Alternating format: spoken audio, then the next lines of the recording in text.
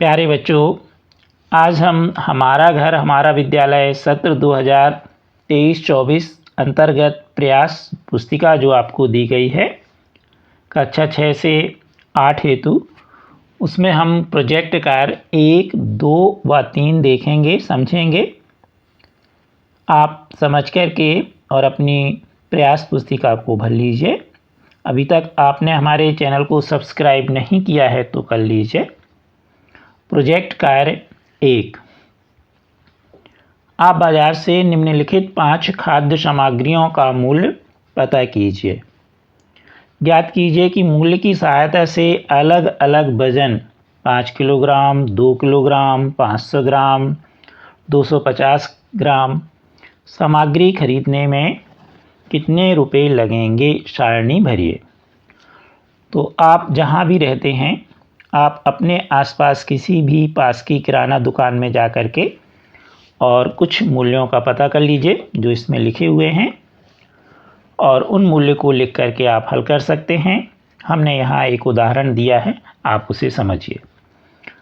जैसे सबसे पहले हम गेहूँ देखें तो गेहूँ प्रति किलोग्राम, सभी का जो यहाँ पर मूल्य है वो प्रति किलोग्राम यानी 1 किलोग्राम। तो गेहूँ 1 किलोग्राम 20 रुपये, चावल 1 किलोग्राम 40 रुपये, शक्कर 40 रुपये, नमक 20 रुपये और तुअर दाल 120 रुपये प्रति किलोग्राम इसके भाव हैं। अब हम अगली सारणी में जो हमें वज़न दिया है उसके अनुसार हम उसकी कीमत देखेंगे कि वो कितने वज़न में उसकी कीमत क्या होगी। तो सबसे पहले हम देखेंगे 250 ग्राम के लिए गेहूं का मूल्य, क्योंकि जो आपने इसके पहले वाली सारणी में देखा वो मूल्य था 1 किलोग्राम और यहाँ ग्राम में बात हो रही है, तो हम किलोग्राम को ग्राम में बदलते हुए हल करेंगे। तो सबसे पहले देखें कि 1 किलोग्राम गेहूं कितने का था, 20 रुपये का। तो 1 ग्राम कितने का होगा, तो 1 किलोग्राम में 1000 ग्राम होते हैं, तो भाग कर देंगे और साथ में हम 250 का गुणा कर देंगे क्योंकि हमें 250 ग्राम का मूल्य चाहिए। और अब इसे हम काट देंगे, काटने पर हमें मिलेगा 5 रुपये। तो गेहूं आएगा 250 ग्राम 5 रुपये का। इसी तरह हम चावल के लिए, तो चावल के लिए क्योंकि जो मूल्य था इसी तरह हम उसको जमाएंगे, हल करेंगे, तो हमें उसका उत्तर मिलेगा 10 रुपये। इसी टेबल के अनुसार आप जमाते जाइएगा, काटते जाइए। शक्कर के लिए मिलेगा 10 रुपये, नमक के लिए 5 रुपये और तुअर दाल के लिए 30 रुपये।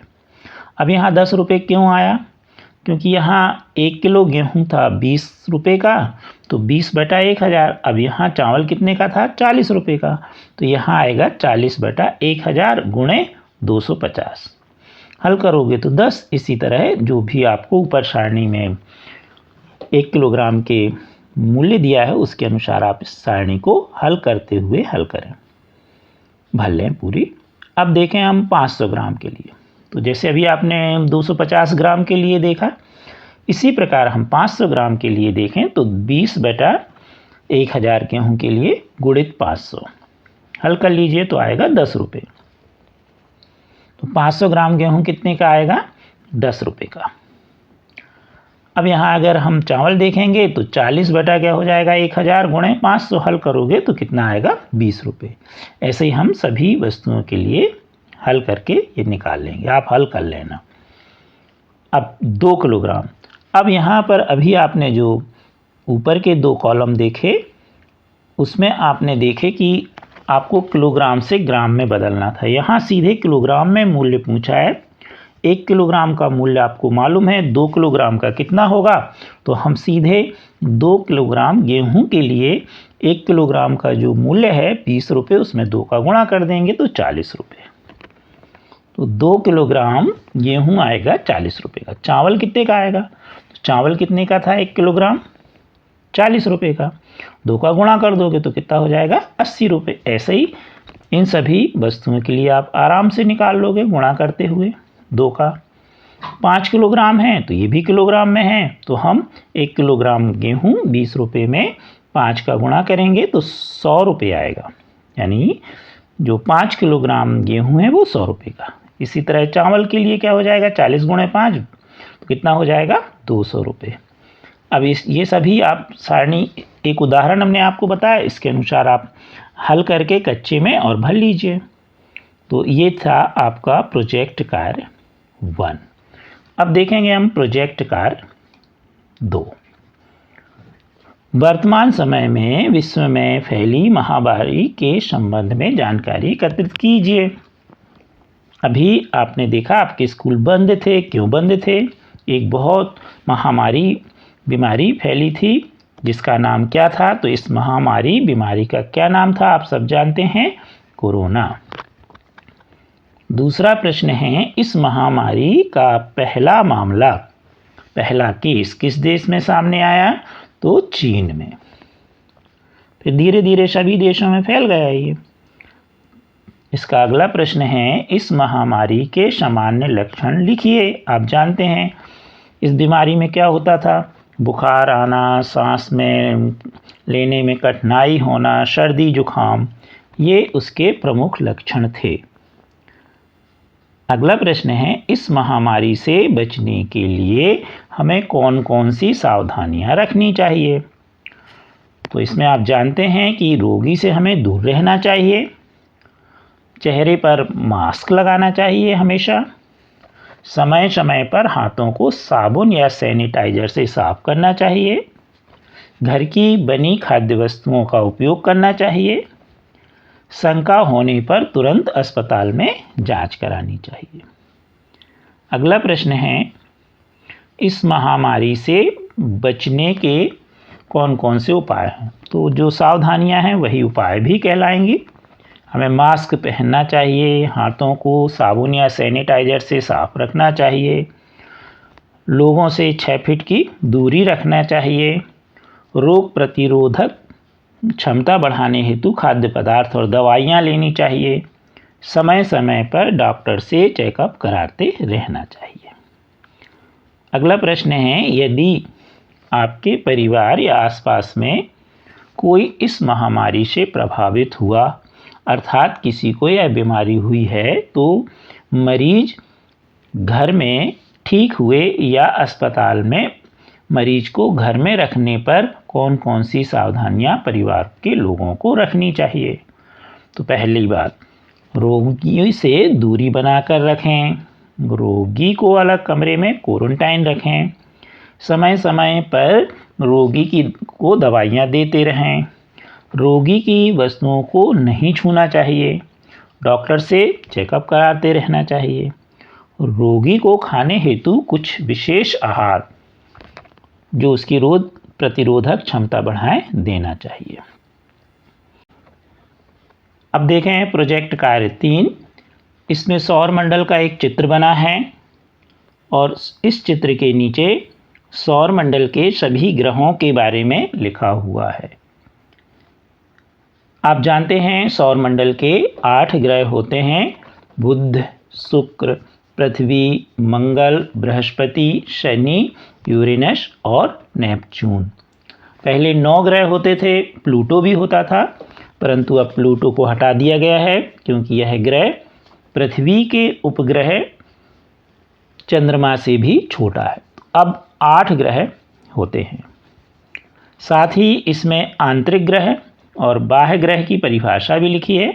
तो आंतरिक ग्रह ये सूर्य के बहुत नज़दीक होते हैं तथा चट्टानों से बने हैं, और जो बाह्य ग्रह हैं यह सूर्य से बहुत दूर हैं, आकार में भी बहुत बड़े हैं, ये गैसों और तरल पदार्थों से बने होते हैं। यहाँ पर पुस्तक में थोड़ा सा धुंधला है, आपकी पुस्तक स्पष्ट हो तो आप देख लें, और नहीं तो किसी दूसरे बच्चे की जिसकी पुस्तक में स्पष्ट हो तो आप इसे अच्छे से पढ़ लीजिएगा, नोट कर लीजिए।